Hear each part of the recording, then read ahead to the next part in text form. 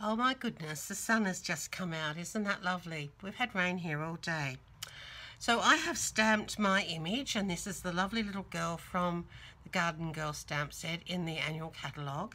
I've stamped that in the Memento Tuxedo Black, which is the type of ink that you should use when you're using the blends. I have my blends divided into lights and darks. It's just the way I like to do it, and everyone else is different.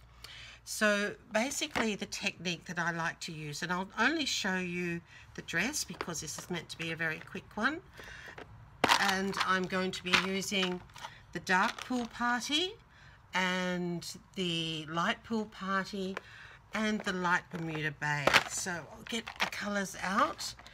So that'll be these three colours here. Now, with a lot of people say you should start with the dark.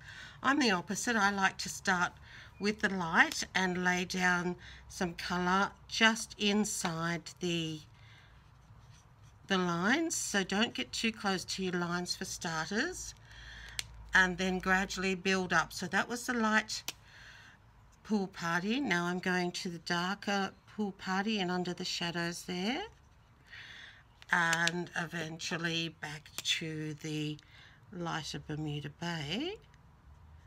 If you get too close to your lines, it's going to bleed outside, and we don't really want that to happen. Now I'm just going to blend those colours across to a lighter area. So this is the medium, what I like to call my medium colour, the dark pool party. And now we're going to the light pool party on this side, just to get that to blend in. And now I'm going to do some little more detail with the darker bits. Might go a little bit dark up there as well. And you can see that as this dries, it actually dries more blended than it does look right now. And then finally back to the light and just going over the whole lot to blend it really well. So I'll just do a little bit more of this one on the skirt. You'll find that the skirt will go quite quickly. Oh, I'm so right-brained. I find it very, very hard to talk while I'm actually drawing. So if I stop, please forgive me and just know that I'm still thinking of you.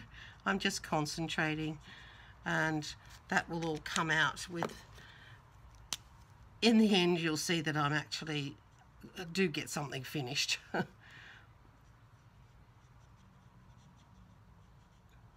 So remember, not too close to the edges, and I like to, in a nutshell, I like to work with the colours that are close to each other.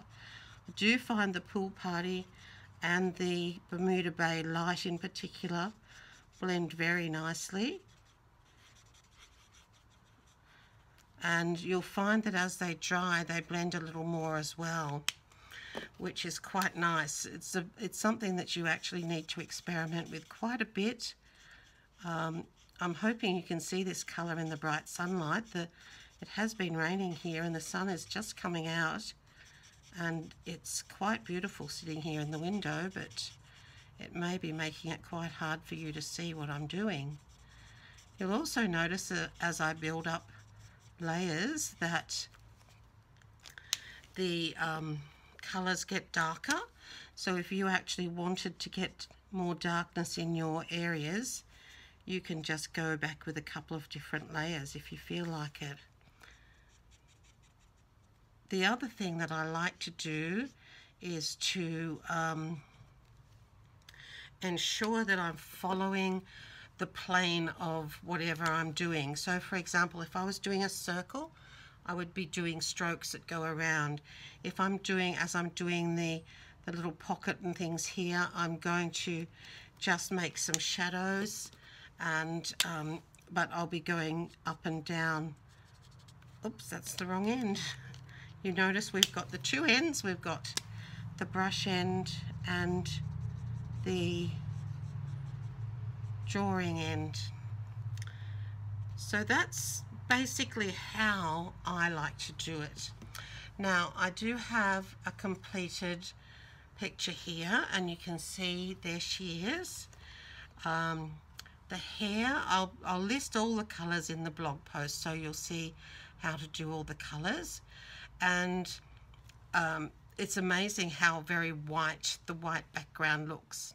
I've just used normal Whisper white cardstock and basically just coloured with the colours that I enjoy. The background is also done with the stamping blends, and you can see that that actually blends in very, very smoothly. I've used the pink pirouette and the pool party because the finished card is going to have, and you'll see this on the blog, it's going to be just the pink pirouette, then a little bit of texture with the darker Bermuda Bay, and then the card in there. And I'm also going to use some of this gorgeous shimmery ribbon that's in the annual catalogue. That's going to go in underneath. I don't want to cover over her pretty boots. I did do the flowers and a few other things, but I found it just really didn't need it. So that will be the finished product. Now there's a couple of other things I just wanted to touch on, and that is colouring the pearls. With the colouring of the pearls, I find it much better to use the dark colours. So we've got, these are the Bermuda Bay already done. If I wanted to do the cherry cobbler, for example, using the brush end, you just quickly and gently, because you don't want to mess up your tip, just go over the shape and you get a lovely pearly colour. It's really, really nice. So that's that one. Then we can do the same with the basic rhinestone jewels. This is again the red, so I've done a couple there already. Just be careful of your tip on these, because you don't want to press too hard or you'll end up with a bit of a mushy tip, and we don't want that to happen. Here's the dark Bermuda Bay, and we might do a dark rich raspberry. I think this is what, yes, rich raspberry. Now I do want to actually also use these on the faceted gems, but I can't quite lay my hands on any of the clear ones at the moment. And you'll see that if I use the gold ones, you do get a little tiny bit of the gold showing through, but they are really quite gorgeous with the colour on them. And even with the gold behind, it looks quite rich and very yummy, particularly for Christmas cards or birthday cards or something like that.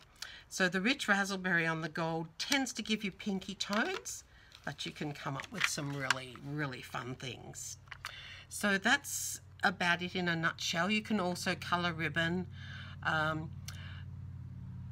and I'll just speak about the rest of the features of the blends in the blog post.